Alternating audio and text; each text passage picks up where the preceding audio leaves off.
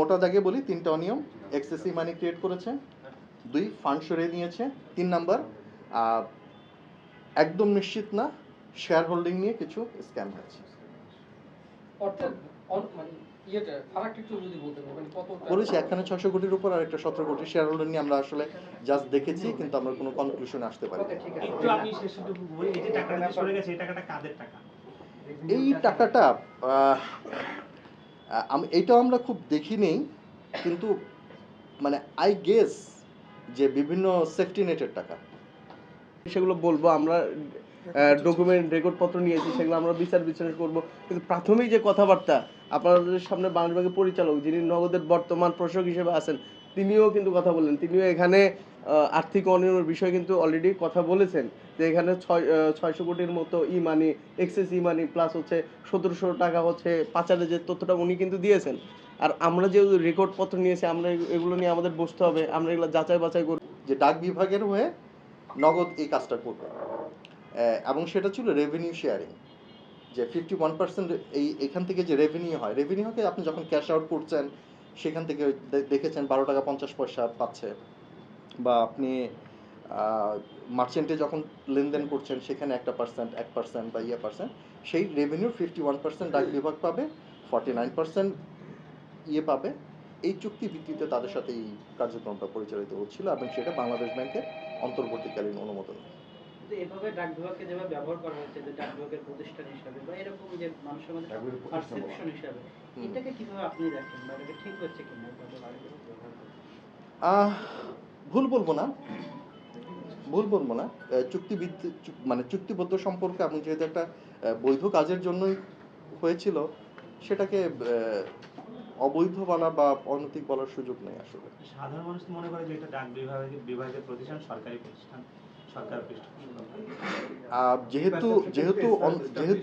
যেহেতু অন্তর্বর্তীকালীন অনুমোদনটা ডাক বিভাগকে দেওয়া হয়েছে, এবং ডাক বিভাগ এজেন্ট হিসাবে নগদকে ব্যবহার করেছে, থার্ড ওয়েভ টেকনোলজিকে। সো মানুষের যে পারসেপশন, এটা তো ভুল পারসেপশন না। এবং আপনি যে কোনোখানে দেখবেন যে নগদ, আপনি যদি দেখেন ডাক বিভাগের ডিজিটাল ফাইন্যান্সিয়াল সার্ভিস, সো এটা তো মানুষের রাইট পারসেপশন, ভুল বলার কোনো কারণ নেই। ওভারঅল সবকিছু মিলে যদি মোটা থেকে বলেন, কিন্তু আপনার নগদের এর আগের কার্যক্রম এবং আপনি আসা কার্যক্রম দুটোর মধ্যে পার্থক্য যদি আমরা ধরতে একটা মোটা থাকে, আসলে তারা কি কি ধরনের অপরাধ করেছে, কোন কোন ধরনের অনিয়মটা হয়েছে, দুর্নীতি হয়েছে, কি মোটা দাগে যদি আমরা একদম যদি মোটা দাগে বলি, তিনটা অনিয়ম: এক্সেসিভ মানি ক্রিয়েট করেছে, 2 ফান্ড সরিয়ে নিয়েছে, 3 নাম্বার একদম নিশ্চিত না শেয়ার হোল্ডিং নিয়ে কিছু স্ক্যাম হয়েছে।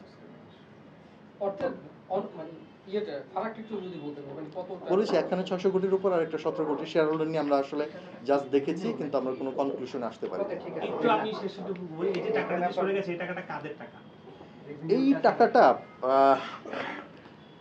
এইটাও আমরা খুব দেখি নেই, কিন্তু মানে আই গেস যে বিভিন্ন সেফটি নেটের টাকা হতে পারে। ঠিক আছে, এই টাকাটা যে সরে গেল, এখন পদক্ষেপটা কি নেওয়া হলো?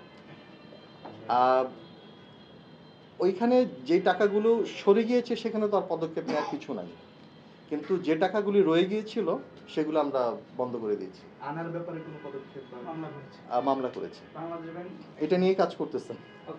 কিন্তু প্রাথমিক যে কথাবার্তা আপনাদের সামনে বাংলাদেশ ব্যাংকের পরিচালক, যিনি নগদের বর্তমান প্রশাসক হিসেবে আছেন, তিনিও কিন্তু কথা বললেন। তিনিও এখানে আর্থিক অনিয়মের বিষয়ে কিন্তু অলরেডি কথা বলেছেন, যে এখানে 600 কোটির মতো ই মানি, এক্সেস ই মানি প্লাস হচ্ছে 1700 টাকা হচ্ছে পাচারের যে তথ্যটা উনি কিন্তু দিয়েছেন। আর আমরা যে রেকর্ডপত্র নিয়েছি, আমরা এগুলো নিয়ে আমাদের বসতে হবে, আমরা এগুলো যাচাই বাছাই করব।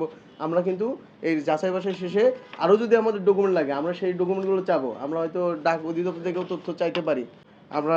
আমাদের কাছে একটা অভিযোগ ছিল, বাংলাদেশ ডাক বিভাগের ডিজিটাল ফিনান্সিয়াল সার্ভিস নগদ প্ল্যাটফর্ম ব্যবহার করে বিদেশে অর্থ পাচারের মাধ্যমে মানি লন্ডারিংয়ের যে একটা অভিযোগ ছিল আমাদের কাছে, এবং আমরা সেই অভিযোগটা নিয়ে কাজ করতে আজকে এসেছি, এবং এসে আমরা নথিপত্র ডকুমেন্ট সব কিছুই পেয়েছি। এখন যেই ডাক অধিদপ্তরের সাথে নগদের যে সম্পর্কটা, এটা নিতে ক্ষমতার অপব্যবহার হয়েছে কিনা সেটাও আমরা দেখব।